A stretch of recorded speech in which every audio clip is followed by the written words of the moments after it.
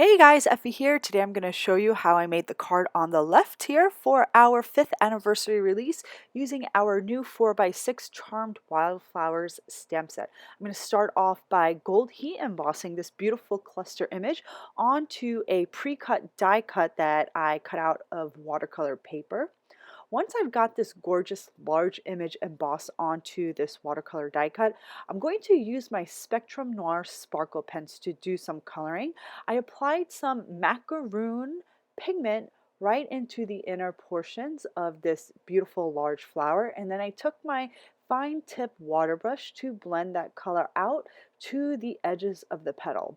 Then I'll reapply some more pigment into the petals to get a darker color. I'm going to continue to do this to layer on the color to saturate the inner portions of my floral petals until I'm satisfied with the deepness of the color.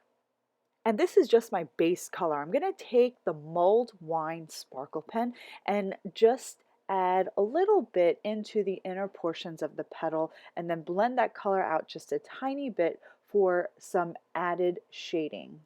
And I'm going to do this for each of the petals in this flower.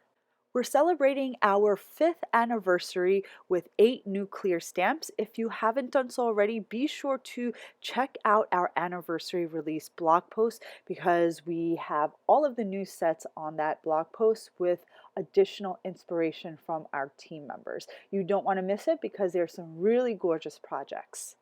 And now I'm going to add a third color to this floral. I'm using the Winter Rose Sparkle Pen, and this is just going to add a nice brightness to my floral. If you're watercoloring this way, you don't have to add all these colors. You can get away with just adding that first macaroon color if you're feeling lazy, but I felt a little bit more adventurous for this. So next I'm just going to use my teacup sparkle pen and I'm going to color in this trio cluster, and I'm just using the same technique. I'm going to put down some of that ink from the sparkle pen and then I'm going to blend that color out. And just as I did before, I'm going to keep going back to add deeper concentrations of this teacup hue into my florals. But then after this base color is complete, I'm going to go back and add some frozen lake into some portions of my floral to add some additional shading. So there's 2 colors in that trio of flowers right here.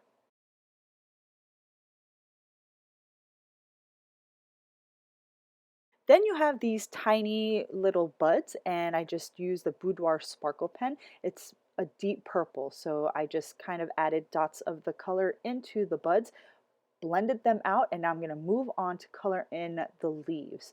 I'm using the Mistletoe Sparkle Pen for the leaves, and again I'm just going to add a nice base layer of color, and I'm going to keep going back until I'm satisfied with the saturation of color in each leaf. But then I do go back and I add a deeper green. I use spruce for the additional shading. These sparkle pens come in different packs. They come in a 3-pack, 6-pack, and also 12-pack sets. I have 2 12-pack sets, the Vintage Hues and the Special Holiday set, and I find that all the colors in both of these sets really work well for what I usually use them for, which are florals. So I'm just using a combination of the pens found in both of these sets, and these are also the markers that I'll be using at our March 2020 retreat, where I'll be teaching 2 4-hour watercoloring classes. I'm going to teach you some in-depth techniques on how to achieve beautiful watercolor florals. You don't want to miss this event. It's going to be really, really fun. We're going to have some great giveaways and a beautiful swag bag, and it's just going to be a lot of fun with some like-minded crafty people. Once I finish watercoloring, I'm going to set this aside to dry, and then I'm going to use our Fill It In Sentiments. This is also one of our new release stamps. I'm going to take the large Happy stamp and stamp it vertically onto an A2 size cardstock panel, and I'm going to stamp it in our Caviar Hybrid ink. Once the Happy is stamped, I'm going to just stamp that additional birthday sentiment inside that open space, and the sentiment is now done. I'm going to take that same A2 background card panel and blend some of our bright emerald dye ink in the corner of this panel, and I'm going to bring that blending up to the top just a little bit. Once that's complete, I'm going to pop up this beautifully watercolored floral, and then lastly add some of our gold medallion sequins to complete my card. And I'm using some Thermoweb Ultra Bond liquid adhesive to glue these sequins on. And my card is complete.